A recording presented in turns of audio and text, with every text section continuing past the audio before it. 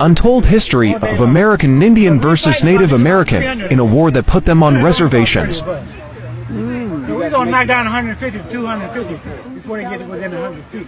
Wow. Now, the Seminole Scouts who was hired 1870 after the Civil War to go eliminate this threat in the West were actually predecessors to people that have become known as the Buffalo Soldiers, who in history is known as some of the greatest fighting force there. But the Seminoles actually developed what is called the U.S. Army today. That's why. So right now, here's the descendant of John Hart, John Jefferson. He's the grandson of him. He later joined the 10th Cavalry in the Buffalo Soldiers. So when we say that the Seminoles are predecessors to the people who became known as Buffalo Soldiers, this is what we mean. Follow the bloodline. 1866, the Congress passed a law and created Buffalo Soldier Regiment, okay? And the act specially established for 4 segregated African American infantry regiments and 2 cavalry regiments. Now, Buffalo Soldiers, they endured unimaginable hardships, they say. The late 1860s, the Guadalupe Mountains were one of the last strongholds of the Apache, who had been fighting with the Spanish for nearly 3 centuries to preserve their homelands and their way of life. Later, the American and Mexicans are now from the U.S. Army. The Army is ordered to promote peaceful settlement of the West, and they engaged in subduing Native Americans and placing them where on reservations.